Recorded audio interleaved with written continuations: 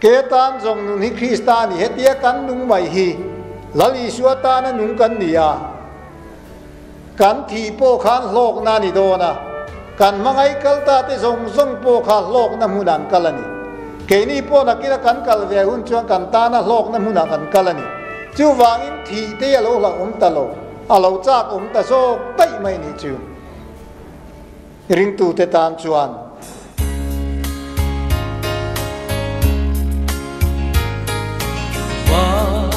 Jerusalem thar Cathedral bin ma mi ti lan sa tin chan dam tu an fa lim ta kin sol la kim chu chang ni an puri trong ma kiang ka an lal mel hiam nu chu thli an choi mo hen kan sa te hi she om na sa ta ka ta chua kan ni an puan te be ran lo ti se tu sil phai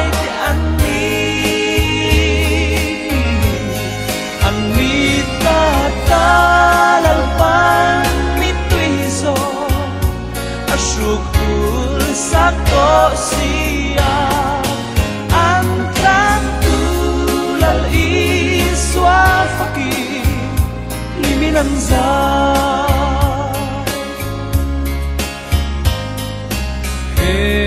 kan ma ani buai iswa ba tuan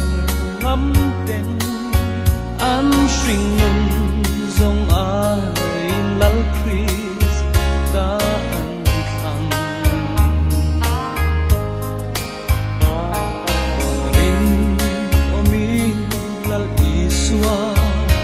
mangai tu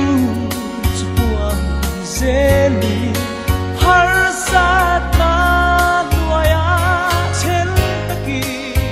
an fak fa hen tan sa te hi she om na sa ta ka ta chua an ni an puan te be ra sil phai te an ni ta ta lal pan mi tui zo a shuk tul sako sia an tan tu lal iswa fakir ni minan za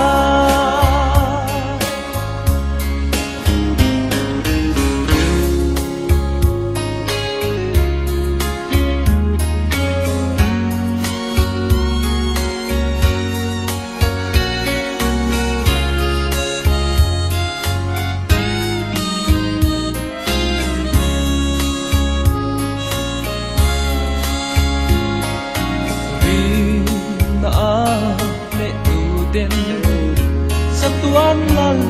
run noa ma khian an choi moi na lal khum chu liminan ha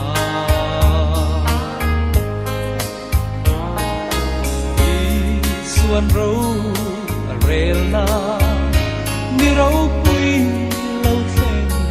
ni chuan lim ta kin choi moi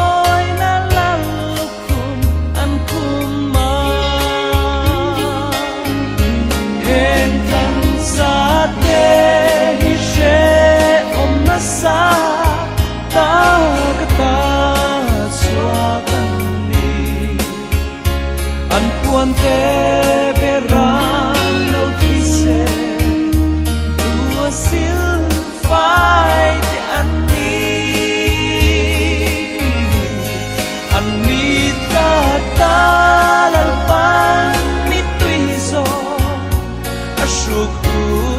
sắc có si